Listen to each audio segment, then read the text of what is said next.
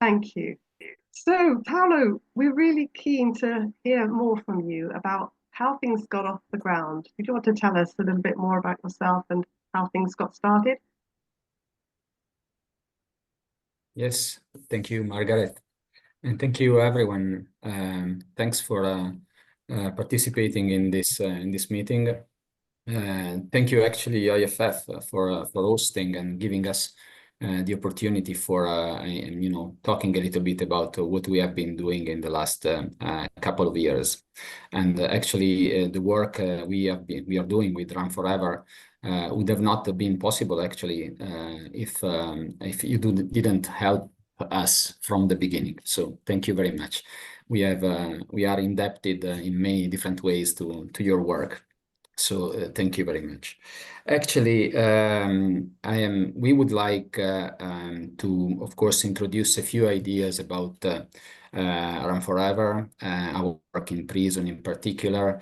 But then we would also like to have this opportunity to share and discuss with all of you from your different perspectives what we are doing, because as we were sharing with Margaret a few days ago in preparation of this meeting, we would really like to, to have a kind of a distant observation, an awareness on what we are doing. We have become recently a charity. We were before an unincorporated association, and now we are a charity. And I have in mind some words from a very good friend who is a philosopher who said, actually, we needed to be organized, but not necessarily we needed to become an organization. And this is ready to introduce a few ideas. So I will say a few words just to give a background. So thank you for participating, all of you, whole IFF community, but also Runforever's friends who know me in particularly Stephanie and Mark, and know already more of the work we are doing. But it's good also to have a common background. So we will say a few things, especially we will share stories about what we are witnessing in the prison. And hopefully this meeting will be not just a kind of a celebratory event where we say praise what we are doing. Of course, I think there are really good things, but more importantly, I think that the prison can be a kind of microcosm to see through our example also how institutions work more generally, and maybe offer it as an example to discuss more generally what is to participate in systemic change in a sense. So I would ask just to show in a sense a kind of approach that we would like to share is to watch together a 2 minutes video at the very beginning. And then afterwards, I will continue just for a couple of minutes more, and then I will give the word to Mark and Stephanie, who will add a little bit more of background and other few stories before actually starting a more engaged conversation with all of you. So if you can, Margaret or Bella, if you please can maybe make us see this short video, I think is kind of important. Yeah.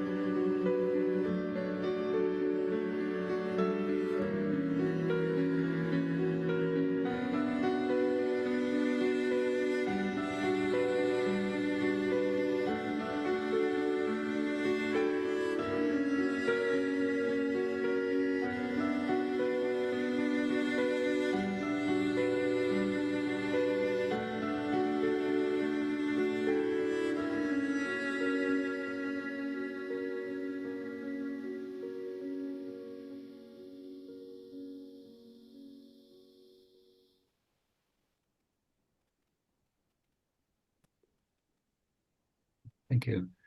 So after this video, I would say a few words and take a step back, just to give a little bit of a history of how we got to what we are doing now in the prison.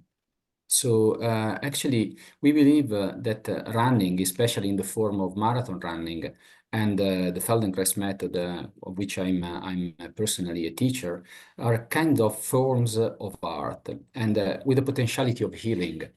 And actually, they can be healing on the individual, but actually they can also instill some forms of healing in the institution itself. So they are kind of transformative. And actually in 2023, so I started when I was still living in Italy. I started doing some work in the prison because actually at a certain point of my life, when I was still in my 30s, and I was for. I got started to run because I had some things that for me were not so good in being an architect or living in the way I was living before. And with running marathons, I found that there was a possibility of a different way of being, especially in long distance running when you have to meet this idea of the wall. So in a marathon, for who is not a marathoner here, you are told that around the 30th, 35th kilometers in a marathon, you meet a wall, which is of course not a physical wall, it's a kind of wall of fatigue. And, it can be seen in many different ways, but actually in my personal experience, as in many other people, it's a kind of transformative experience where I found the potentiality of healing. During those years when I started doing marathons, I actually entered for the first time a prison in Italy. And because I was reading in a running magazine that there was a performance in this prison, so I wanted to go and see. I went inside. There was a performance that was actually in a kind of nice way was connected to running because they were performing a piece was called the New York Marathon actually. So there were two actors on stage running, and actually they were talking to each other in preparation of the New York Marathon. And of course, in itself, it was a very beautiful performance, but you can imagine that also being inside the prison, it was really the effect, the impact on myself was really strong. And at the time, I had just started running marathons. So when I was inside, I was full of emotions. And then I came out, and while I was coming out, actually, I had this thought, what is to run the wall of the marathoner inside the walls of the prison?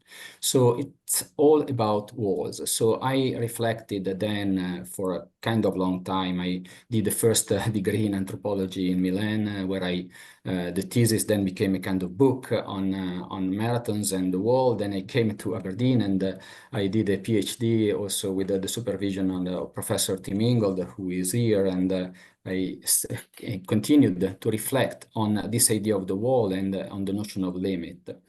And so more recently, thanks also to a very good groups of friends. I'm telling all this story because I think from an IFF perspective, I think also this personal story is not just to highlight and put myself on the spot for a sort of question of ego, but it's more a kind of example of how doing things through passion might probably guide us on paths for healing. I think that's my impression. So as I was saying, couple of years ago when I finished my fellowship with the university, a group of friends of mine, and Mark Hope is here, Fiona Hope in particular, said to me, you had this great idea of working in prison and running with prisoners. I think is a great idea. So I went back to it, and actually we developed it and organized it. Again, organized it a little bit differently. So we started to be an organization, an unincorporated organization, and more recently, a charity. I think all started with this idea of the wall. And, in 2023, we started with the running club for 1 year and a half. I was there every Wednesday doing the running club with the two groups of people in the morning and in the afternoon. And more recently, I started also teaching Feldenkrais on Thursdays, every Thursday in the prison, always with the two different sessions. We are witnessing so many different things. So, of course, since we wanted to keep what we say kind of limited in time and offer the time also for sharing, I'm not going, of course, I'm not able to say everything I would like to say. And I would just read one of the story that come out in the experience of running inside the prison that is linked to the potentiality of healing through something that is beautiful, at least from my point of view. So if you allow me, I just read very quickly a short story. So the story goes like this. Well, I titled it Inspiring Beauty, Running Along Walls. So this would seem incomprehensible to the most. The weather was terrible in Peterhead that January Wednesday morning. Wind and rain for the whole time we were out. It was hard to decide to be running in a loop around the football pitch with that weather. We started slowly, did some quick warm-ups, and then we went for a progressive run, gradually speeding up for around 50 minutes. It took time to get into the rhythm. We were around 10 runners, running together along walls, inside a very enclosed environment. The wind at times was very strong, and rain could become showers. Someone said, "It is not crazy to run here with this weather." Then something happened. A few of us started laughing loudly. It was contagious. Our individual body mixed with the other bodies. There was actually nothing to laugh about. We were happy to be outside, regardless of the weather, wanting to run more and more. It was happiness and joy. It was absurd and beautiful. Thank you. And I would pass the word now to Stephanie or Marco who wants to jump in. And thank you very much again, Stephanie, and Margaret, and everyone. Thank you, Paolo. Stephanie. Okay, thank you, Paolo. Hello, everyone. I'm Stephanie Morrison. I'll just give you a little bit of brief background where I fit into this story. I've been working with prisoner populations since about 2003 here in Aberdeen. And over that time, seen many changes in the prisoner population, but many of the issues remain the same. So my background is occupational therapy, and I usually like to say I'm as far away from traditional occupational therapy as you can get. I usually describe myself as working on the edge, mainly worked with underserved populations, and I taught public health and occupational therapy at Robert Gordon University. So a little change in my role last year allowed me to move into community development. And over the years, I've had the pleasure of working with Margaret, and we've had conversations since early on in 2003. And Margaret came and did a lovely workshop with the staff from HMP Aberdeen, as it was then. It's now moved to a new purpose-built prison called a community-facing prison. My role in this comes in really from the sort of the health and the doing perspective. I'm not a marathon runner. I usually walk around with the guys. Just building on the art of what's possible in the prison with the way that the prison have put their trust in us, have opened up ways that we can work differently with the prisoners. And the running and the Feld and Crass offers unique opportunities to build relationships and get into conversations that there's a space created where these conversations can emerge. So as Paolo shared that lovely story with you about one of the guys wrote this about running, I would maybe get the backstory about the how and the why that they had come into prison and what their hopes were about what they wanted to be different about being in prison. So much of the way we've crafted the way of working is to try and bring out all the resources that many of these guys have. And one of the really powerful examples that we did at the beginning with Runforever last year in September, we had a health symposium. And this was to showcase what Runforever was doing and also to provide an opportunity to have different conversations about health. But one of the things we did was we very much handed this over to the prisoners. And initially they were a little bit, I think, not sure about what was being asked of them, but we built up their trust and their confidence over the weeks. And we used a technique called photo voice, where we had a camera, and while we were doing the different running activities and other activities, the prisoners were taking photographs and really just putting in their own thoughts and words about what running meant to them. And this was all building towards an event, the event that we were having in September, and given roles to the guys themselves about introducing the event, about interviewing people who were participating in the event. There was a lovely interview with one of the prisoners, with Paolo, about running. And what this opportunity did was really to allow the prisoners to step into a different role. And you could see how much that made a difference to them. And so really that's what we've been building on, is really building into the resources that they have that is maybe never been tapped into before. Often in the normal running of the prison, it's very regimented.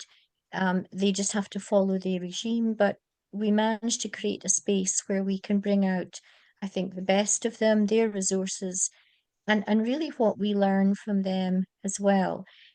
So ongoing, the conversations are developing in different ways. I had the pleasure also of working with a prison in the USA, again, building on the work with Margaret and IFF, a maximum security prison. And really this idea of humanizing healthcare against the backdrop of a very punitive system in the USA, where people go to prison for 47, 45 years, there's no parole, and people die in prison. And what we saw there was that a way of working and building relationships was very evident in that space, in that prison, because of the way that, you know, there was an opportunity to work differently with the prisoners, and they thoroughly embraced humanizing healthcare. We had some lovely conversations, and we did some work at RGU with them. So there's been so many lovely examples of ways of working when you embody IFF thinking and you build relationships, and you can almost create a bit of a sacred space for these things to happen.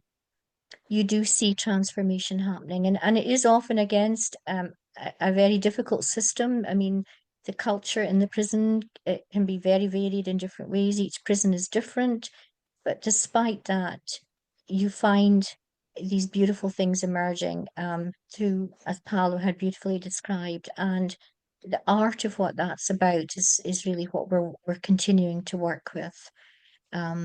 So that's a little bit about where I fit into this aspect of IFF, with working with IFF and also with Runforever. Thank you so much, Stephanie. So Mark, would you like to add a few more words? Maybe just a few things. So many things one might add. I think maybe just two reflections.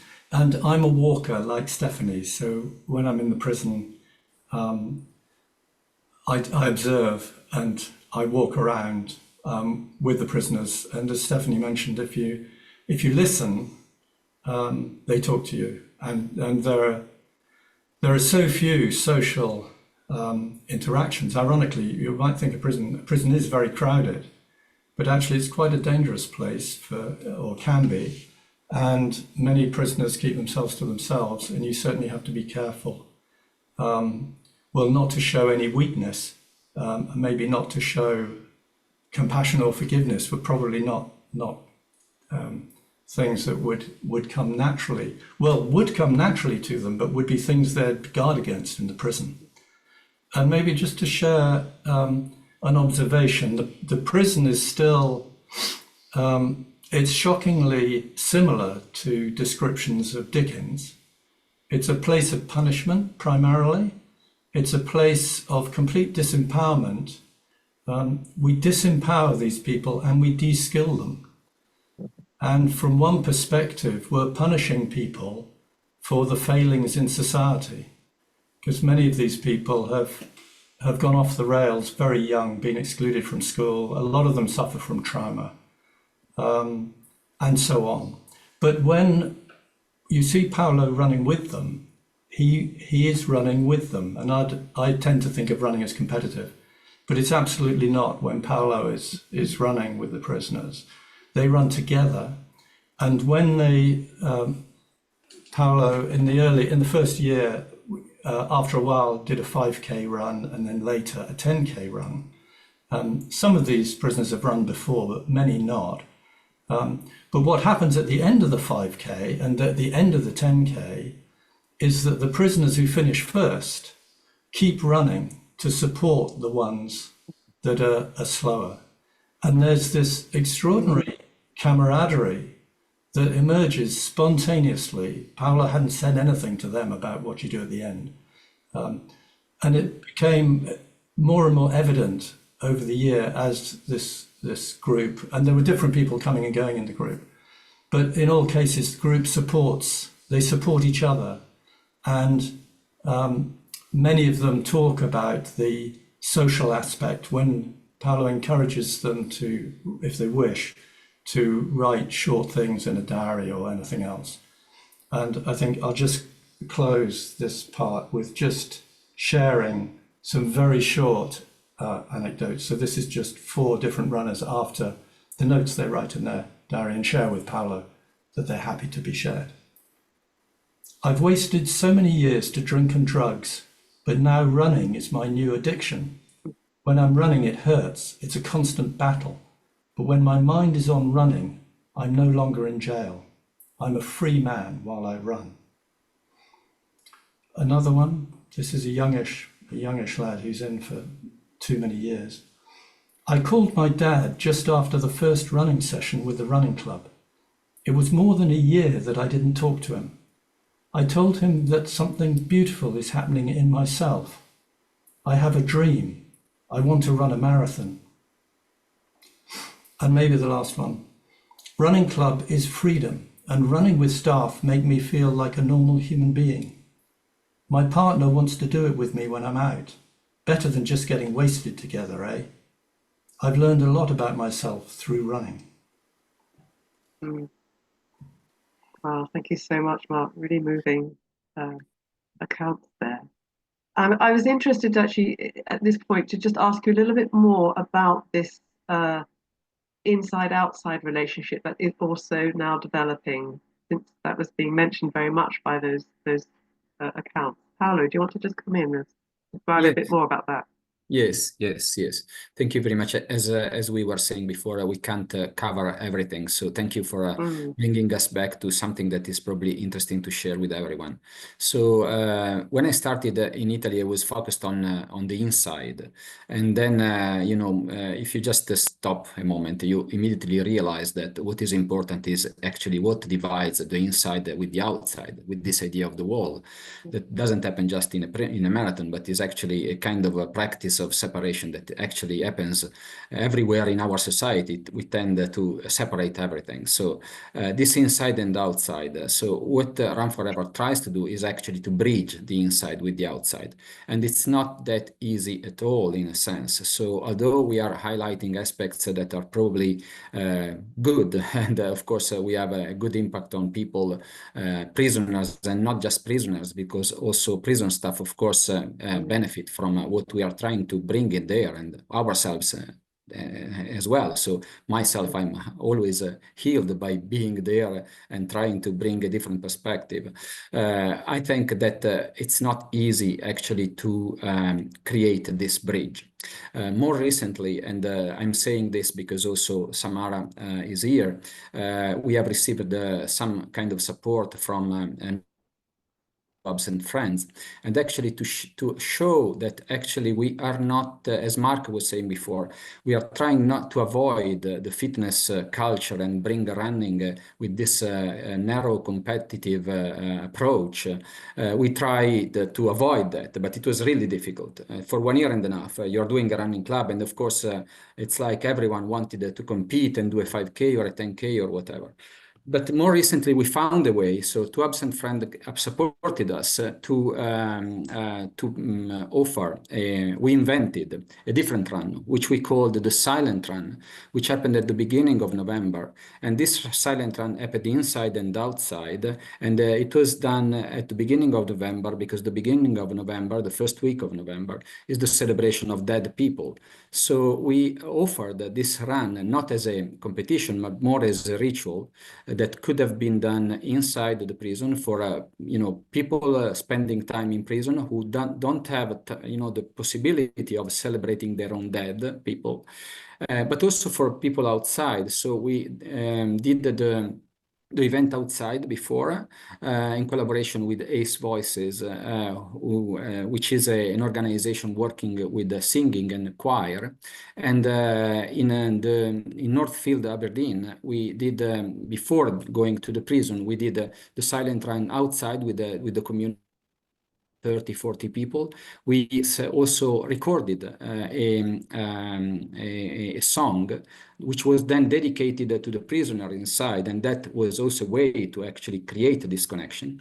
And then the week after, we went inside and we celebrated the silent run with the prisoners inside, always running, walking, and then singing and playing the recording that we recorded before outside. So that was I think it was very meaningful. It was very well welcomed inside, because, and for us, I think I am really happy about that project, because in a sense it gave us the opportunity for actually showing really a different approach, because until then, for almost 2 years of work, running was always framed within the culture of competition and fitness and individuality. Here was really a kind of community event, and in celebration of dead people, of death that actually is removed in society generally, and you can imagine how much is removed inside the prison. So I really hope, we really hope that actually that could have been just not a one-off event, but